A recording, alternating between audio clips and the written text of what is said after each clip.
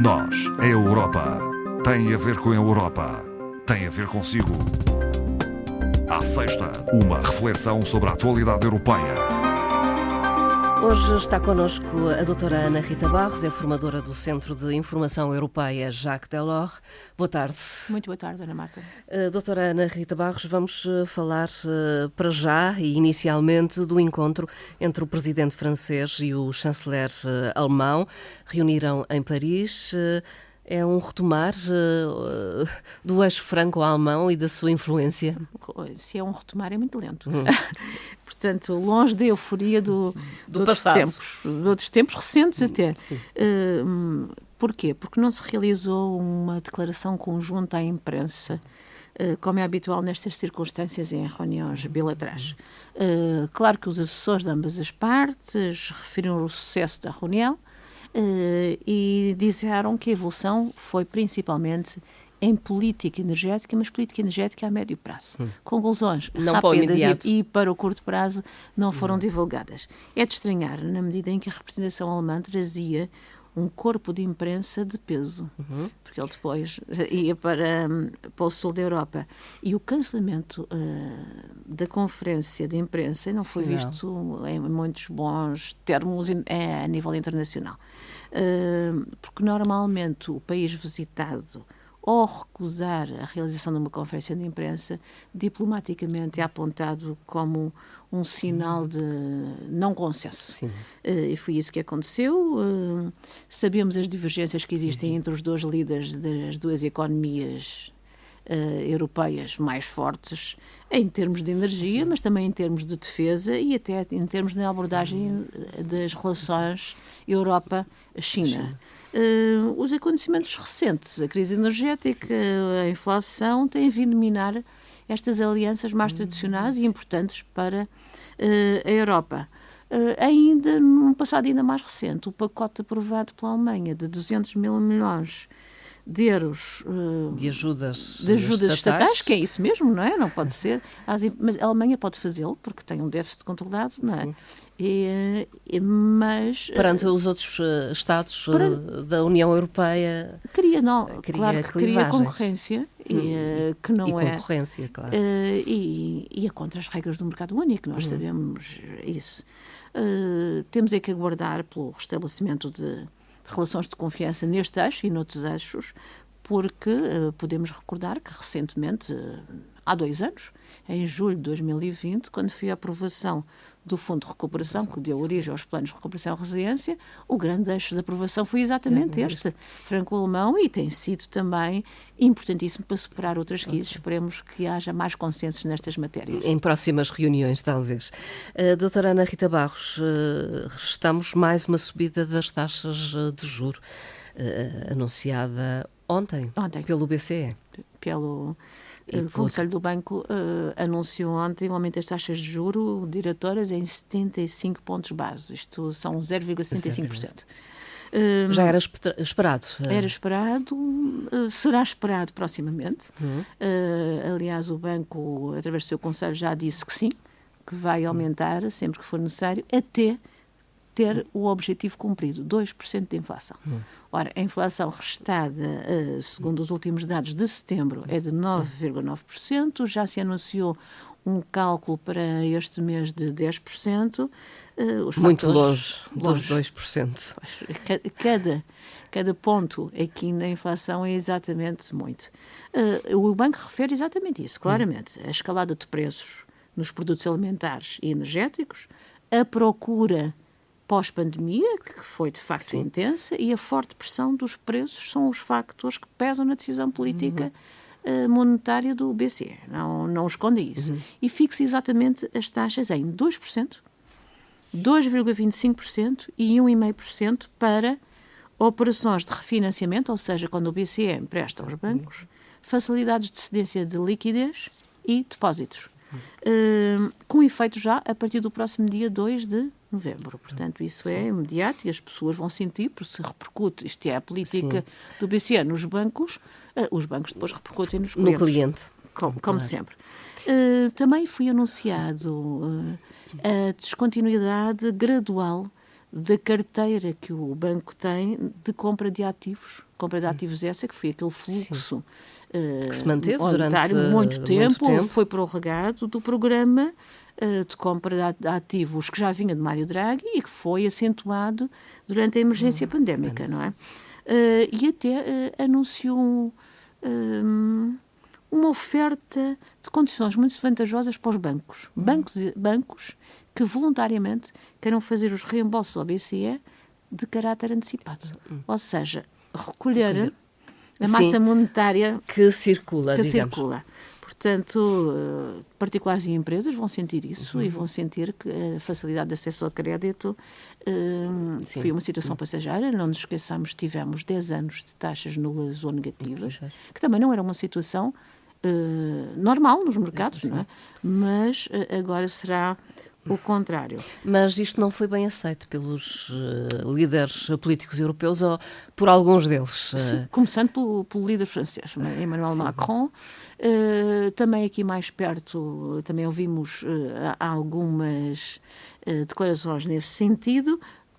Pela sua preocupação, os políticos têm uma preocupação diferente das preocupações do Banco Central Europeu, que tem uma política independente e que são, a dos políticos, gerir o seu eleitorado, digamos, a 4, 5 anos, depende do Estado-membro. Mas uma preocupação também com o cidadão, que talvez não tenha capacidade. E é a retração da economia que se vai repercutir nos cidadãos.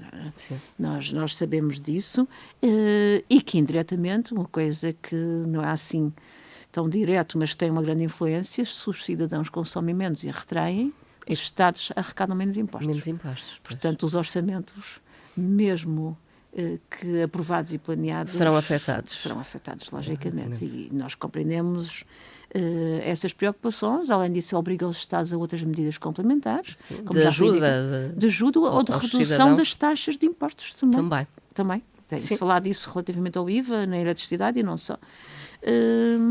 E daí a preocupação. Mas o Banco Central Europeu... Foi taxativo. Nisso, sim. São as medidas que tínhamos que tomar e foi feito aquilo que tinha que ser feito, disse Christine Lagarde.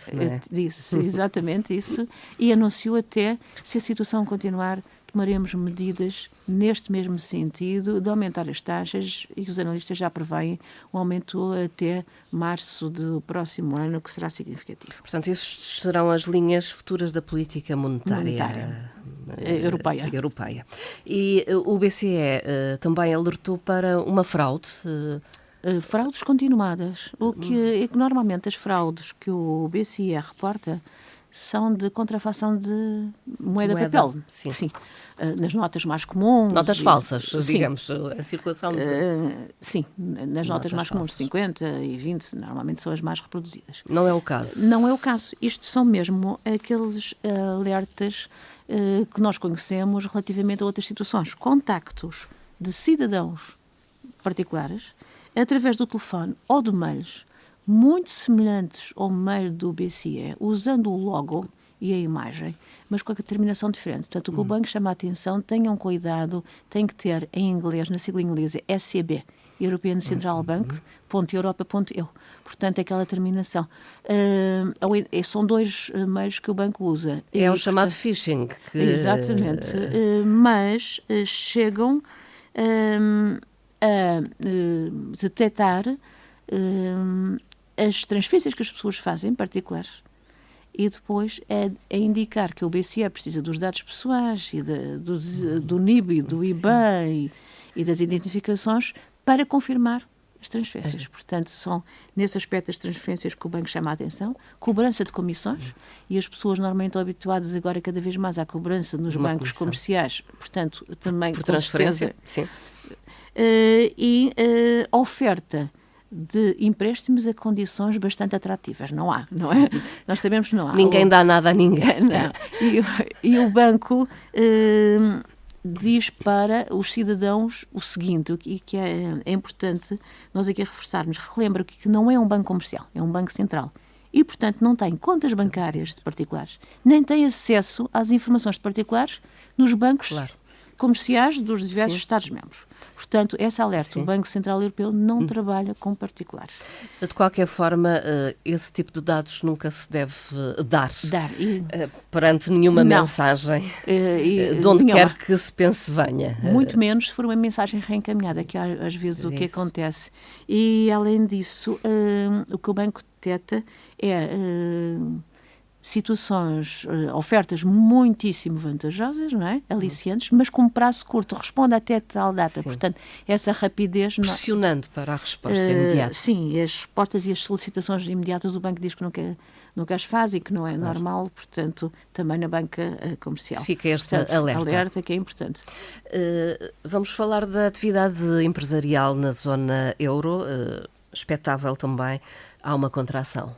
Tem vindo a contrair-se a maior ritmo e começa sempre no sector transformador. O sector transformador diz que nota já alguma redução nas vendas, começa nesse sector grossista para depois passar para o comercial e está a ficar com elevados níveis de existências. Excetuam-se da indústria transformadora sectores que nós conhecemos, os serviços, que têm hotelaria, e houve esta situação do verão recente. Também as indústrias farmacêuticas ou biofarmacêuticas e tecnológicas. Nessas áreas, o sector transformador registra neste momento, retirando o período da pandemia, que foi um período muito especial, mas um retrocesso na atividade a níveis de 2012, o que é preocupante. Este indicador, que indica o pulsar da atividade económica, encontra-se abaixo de metade, que é exatamente significativo de retrocesso, portanto, abaixo dos 50%. O sector comercial também, embora menos, portanto, tem um reflexo mais lento e é posterior, também já indica que irá ter um consumo menor, portanto, menores vendas, isto porque os preços retraem ao consumidor e também pelo endurecimento que falámos das condições financeiras. E, embora ligeiramente superior ao indicador da indústria, também não chega aos 50%, o que também é significativo. A situação é transversal a todas as economias da área euro, portanto não há exceções. Mas com dados muito baixos para a Alemanha, com dados que já não se restavam na economia alemã desde 2009. Isso em si é preocupante. E sendo a economia alemã o que é, portanto, o efeito de arrastamento e de contágio... Sim, é expectável também. Será uma certeza, provavelmente. Sim, infelizmente será.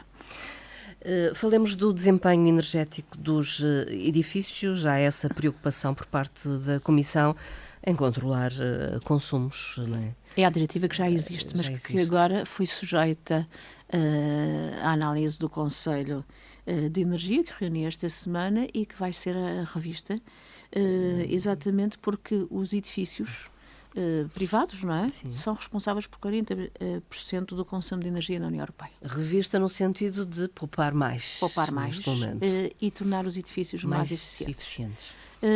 Além disso, 36% das emissões com efeito de estufa também vêm dos próprios edifícios.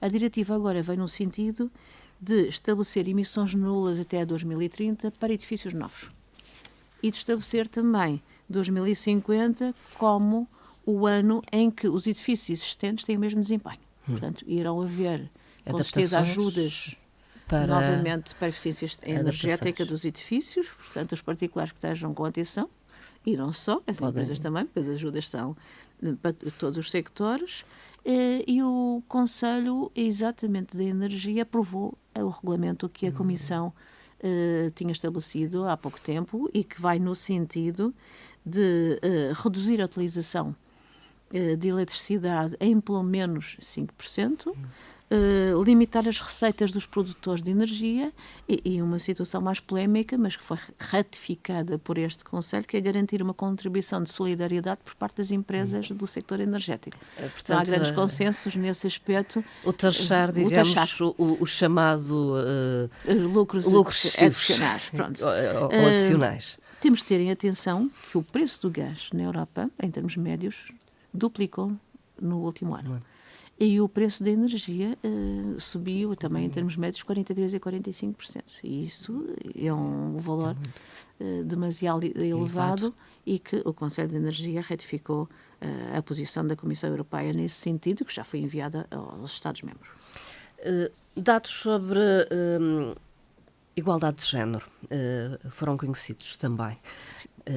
Um tema recorrente e que volta todos os anos. E esta semana o Parlamento Europeu exatamente assinalou a data, só que os dados, a disparidade está-se a acentuar em alguns sectores, coisa que não aconteceu no tempo da pandemia, em que o factor feminino aproximou-se muito do masculino exatamente pelo sector de saúde.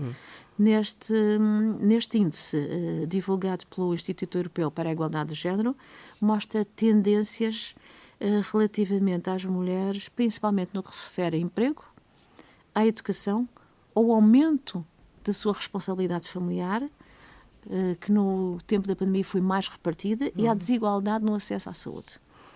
O indicador divulgado vai de 1 a 100. A média europeia situa-se nos 68,6%. 100% seria uma igualdade perfeita entre os dois géneros, não é?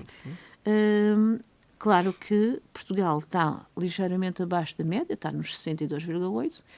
Há sempre países que estão no topo, ultrapassam os 80%, que é o caso dos nórdicos. Suécia, Dinamarca, Finlândia e também a Bélgica está numa boa posição.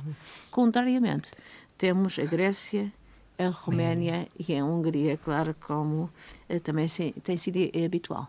Na composição do cálculo do índice, entram vários factores, e o factor que registra o valor mais baixo, 28,8 em 100, é o poder. O acesso ao poder, o exercício do poder por parte das mulheres. Os lugares de decisão, de chefias, são ocupados ou continuam a ser ocupados maioritariamente por homens. Por homens, exatamente. Portanto, esse é o mais importante. O conhecimento e o tempo disponível são os factores que seguem onde há mais discrepâncias homens-mulheres. Enfim, temos que esperar que no próximo ano haja melhores notícias. A terminar a nossa conversa, uma frase, como é habitual, doutora Ana Rita Barros. Que frase escolheu? Frase da Primeira-Ministro, Giorgia Meloni, a primeira mulher a chefiar um governo italiano, pelas preocupações que lhe atribuem relativamente ao facto de estar na extrema-direita, e teve uma frase esta semana que não dissipou preocupações, mas pelo menos veio indicar a consciência relativamente a um facto que foi o fascismo italiano de Mussolini. Então diz Giorgia Meloni: a lei racial de 1938 foi o pior momento da história italiana. Enfim, foi uma tomada de posição face a um período da história italiana, um período conturbado, negro. Apelou à aproximação da Europa, embora dizendo que é preciso dar voz à Itália dentro das instituições europeias. Portanto, não é exatamente uma posição frontal, não tão alinhada com Mário Draghi, mas veremos como é que se comporta, não é? Doutora Ana Rita Barros, obrigada e até à próxima conversa. Muito obrigada, Marta. Obrigada.